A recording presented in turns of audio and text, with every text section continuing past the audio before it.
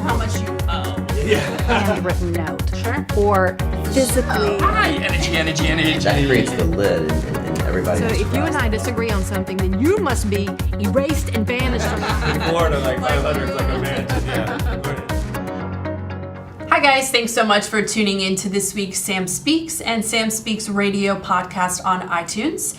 Today we have Katie Lance of Katie Lance Consulting, and she's going to be talking about what are we doing wrong with our social media? Because in so many episodes we talk about what we're doing right, how to do this right, but what are the no's of social media? What should we not be doing? And then something that I am not too good at, and I personally don't use Snapchat. I can't figure it out. I don't know how to use it. I don't know if I want to use it, but Katie says that I should. So we'll be learning about that as well. Hello. Hello. Thanks for having me. Yeah, thanks for joining. Absolutely. So let's get right to the no's of social media. I know for me, I've spoken on different stages and I talk about it all the time about, making sure you keep things professional, don't have, your selfies. You can do selfies, but just keep it classy. Right. So right. what are some other different things that you're seeing and you're finding? So I think there's a couple things. I think first of all, we're still seeing, even in 2016, agents just blasting their listings out in social media. And, we saw that 5 or 6 years ago where agents would just copy and paste something from the MLS, all in caps, and just blast it out everywhere. And we're still, kind of seeing that in social media. So I always tell agents it's okay to talk about your listings. I think for a while it was sort of a big no-no, but it's okay. It's just in how you do it.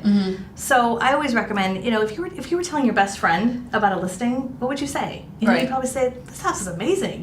Come on by. You have to check it out, or whatever it might be. So remembering that, especially with Facebook, because that's where so many of our clients and our prospects are, that it's like, it's like the backyard barbecue. Right. So remembering that piece. I think that's unfortunately still a mistake I see is treating social media just like another marketing platform, and it's much more of a two-way conversation than a one-way street. Right.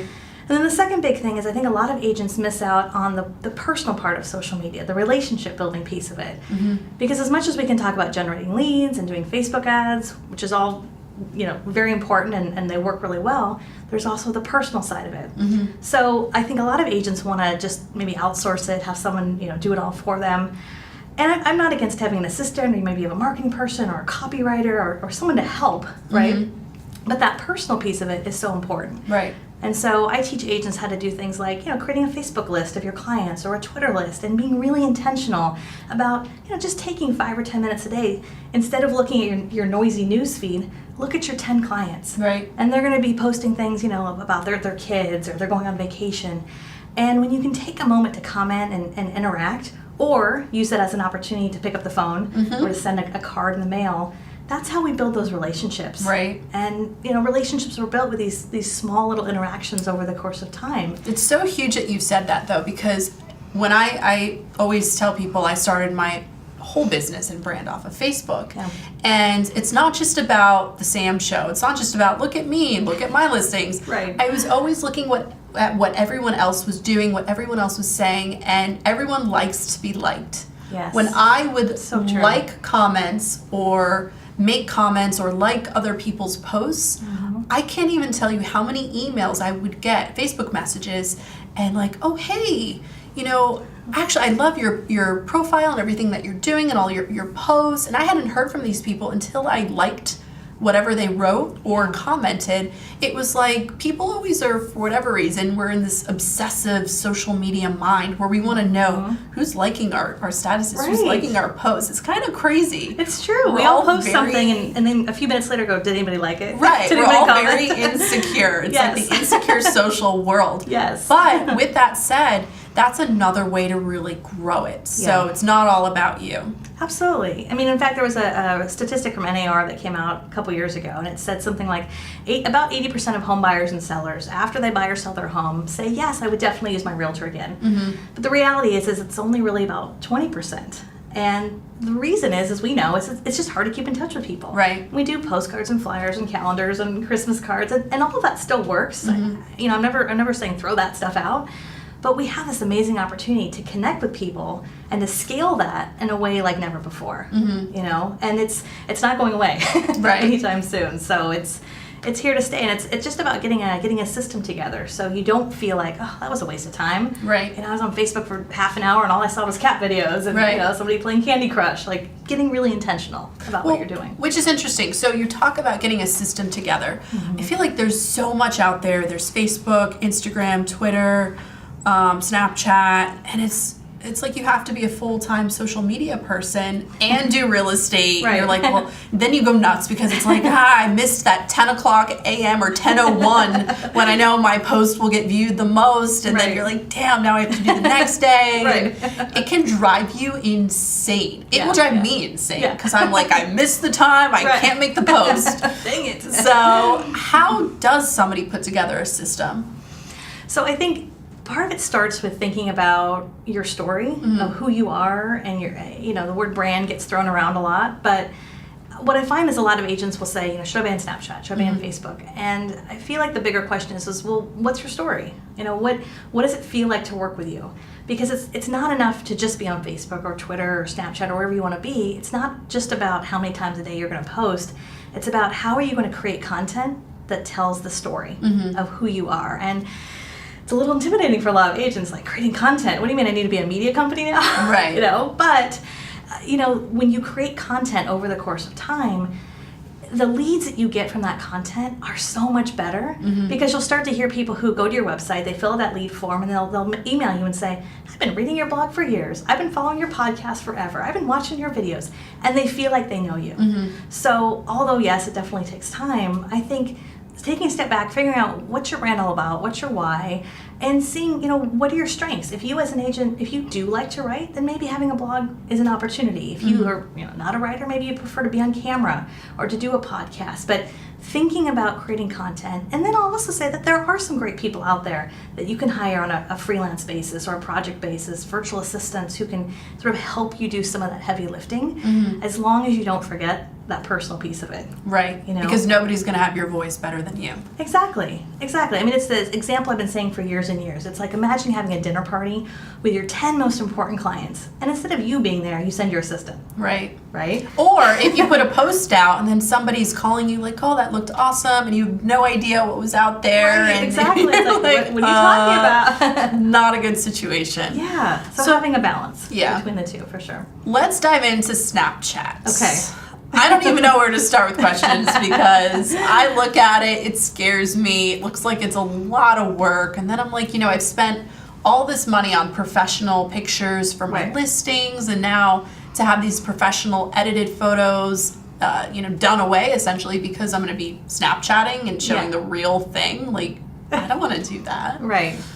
So how do I use, as an agent, how do I use Snapchat to really grow my business? Yeah. Well, I think it doesn't have to be one or the other. I mean, I hope we don't see professional photography going away because that's, in my opinion, one of the best things. If you're going to spend money on anything, do that, So I still think there's a place for that because obviously there's the professional marketing, whether it's photography or videography or these, mini movies we're seeing, or just all the amazing, professional marketing that can happen with those. But I think the other side of that is I think you can still use Snapchat to kind of share a behind the scenes, sort of sneak peek behind what's happening. And I was super resistant with Snapchat. I thought for the longest time, just for a bunch of kids, and now we're seeing, especially in the last 6 to 8 months, more and more agents and brokers and people, a little bit, older, who are mature, I should say, who are using the platform. So the agents and brokers that I see that are using Snapchat, they're not just using Snapchat, they're also being really smart about their Facebook strategy. They're running Facebook ads. They're still doing professional photography, and they're doing all of that. It's just Snapchat is one extra medium. I sort of consider it the moments that happen in between the beautiful posts, right? It's you're in the car and you just had a great conversation. Somebody asked you a really valuable question. You're like, what? I'm going to share that. And you share that. You're in your car and you're just doing, a quick, selfie video, sharing that. Or you're out and about, it's a farmer's market or a local concert, and you're just like, I'm going to take out my phone, I'm going to Snapchat this real quick and share why I love what I do. Sure. And I personally feel like with social media, sometimes we I say this carefully because, again, I love the professional photography, but I think sometimes we're tired of seeing the best version of all of us. Of course. You know? Yeah. And I think we're sort of craving a little bit more of that authenticity, and it doesn't have to be perfect, it doesn't have to be in the moment. Mm-hmm. I was talking to a great New York broker yesterday about this, and he was having this big struggle because he loves Instagram and he loves Facebook. But when he got on Snapchat, he's like, I just feel like this freedom, you know, to have a little bit more fun, have a little bit, be more myself. So, well, it's I would try it interesting. out. I kind of look at it like dating. If you're on Tinder or Bumble or any of these dating sites, Yes. you're always trying to put, the best angle and the best light. Yes. And I know some of my guy friends who would go on dates, and they'd be like, Sam, this is not what they look like at all. So it's so similar, though. You always Right. want to put it out, your best front. And Yeah. obviously in Tinder and Bumble, you are still trying to sell yourself Of course, to yeah. get that connection. Of course. But, it's kind of nice to keep it real as well. Right. But, social media is personal. Yeah. But how personal is too personal in social media? Well, I think everyone's got their own barometer. I think that you do have to, in my opinion, if you're going to succeed at social media, it can't just be all about business, because people might do business with you because of your experience, but they connect with you because of who you are personally. You love wine, I love wine. This person's a mom, I'm a mom. Like, you connect over those personal things. So it depends. For me personally, I try to stay away from polarizing topics like politics and Yeah. religion, and not that I don't have my own opinion about things, Right. but I feel like we're leaving this digital legacy, and our kids and grandkids and great grandkids will know more about us than we knew about the previous generation. So, just kind of being cognizant Right. of that and having that balance. I mean, for me, I would say 80% of what I talk about on social is personal. Right. It's my husband and my kids, and the fact I do love a great glass of wine and travel, and then the other 20% is business related. So finding that good balance doesn't mean you have to tell your whole life story. Right. But you have to have that balance for sure. Sure. What about times? So is there any time during the day that works better for posts? I think it depends on the platform. There's a lot of data out there about things like the morning, and then there's lunchtime, and then there's evening. I think overall, evening in general is kind of an interesting time period. That sort of 9 o'clock hour where people are on their couch and they've got the TV on, they're watching The Bachelorette or whatever they're watching, Yeah. and they've got their second screen, Yeah. which for a lot of people is actually their first screen, right? They're on their phone, Which is scary. right? Yeah. Exactly, on their iPad or whatever. So statistically, that evening time, like sort of 8 to 9 p.m. window, is actually a pretty good window, depending on your market, to put content out there. But one of the things I always recommend for agents and brokers, especially with Facebook, is to look at your insights. If you have a business page, within Insights, and you probably know this, you can click through and see when are the people who like my page, when are they most active on Facebook. So if it's 9 a.m. or 6 p.m. or 9 p.m. or whatever it might be. And then what's great about Facebook is that they've got a tool built in right there. You don't necessarily need to invest in a third-party software or platform. You can use Facebook's scheduling tool. And I don't believe in scheduling like set it and forget it. Right. But getting a system where, once or twice a week you schedule out. If your best time is 9 p.m. or maybe it's 9 a.m., schedule out a few posts. Right. So you think, okay, maybe Monday I'm going to talk about the market, and Tuesday is going to be Tip Tuesday, and Wednesday will be Inspiration Wednesday, whatever. And you kind of schedule ahead a little bit based on those times that are best for you. Let's talk about Facebook. You were mentioning Facebook pages. I have different views on whether or not you should have a page. I always tell people that you should only have a business page if you're actually going to post on it. 'Cause Absolutely. sometimes people are like, oh, I have my business page and I post once every blue moon. And I'm Yes. like, just get rid of it. Like, Right. What are you doing? It's doing you more harm. Yeah. Really. Yeah. And then they all want their likes and they try to promote their page. And I've personally encountered that process. And I feel like if I ever promote my page, I get random people nowhere near where I live. Yes. And I don't even know if they're real. So I stopped doing that years ago. But do you believe in promoting your page for likes? And has it changed from years ago when I tried? Should I be doing that again? No, I mean, it's something that I've seen. I mean, I've tried it, other people have tried it, and I've sort of experienced the same thing. It's, sometimes it works, sometimes it doesn't. I do think Facebook's ad platform has gotten better and better, so it's a lot less random. I have found that the best ads on Facebook aren't necessarily to just generate more likes. They're either to, boost a post, or increase the visibility of that post, or, you're doing advertising where you're targeting a specific audience, a specific age and income. Age, income, and zip code typically work the best for real estate. So if you're trying to target a specific niche or relocation clients who make over $100,000 a year or $200,000 or whatever your demographic is, those tend to work better. But I'm kind of in the same camp with you. Likes aren't everything. Right. Obviously, it helps to build your exposure, but I think it's better dollars. It makes more sense for you if you either put the money behind either specific listings, specific post, or again, you're running ads to generate leads. Right. Click here to download a free CMA, or my handbook on the top 10 things you should do to get your home ready for the market, and things like that. Right. So, what's your favorite old school method? Old school, honestly, is note cards and thank you notes. I mean, my mom taught me well. She, every time we get a present or something, you got to write a thank you to your grandmother. Yeah. And there's still nothing like that, especially in this day and age where our text, our phones are just dinging and we've got a million, different things happening. There's something very intentional about someone taking the time to find a notepad and a pen and your address and then a stamp. And so I think that's really, old school, traditional, still one of my favorite methods. I couldn't agree more. Whenever I do that, it's funny. I get thank yous of the thank you card. It's thank you so much for taking the time to write the thank you card, and then you're just going back and just thanking each other.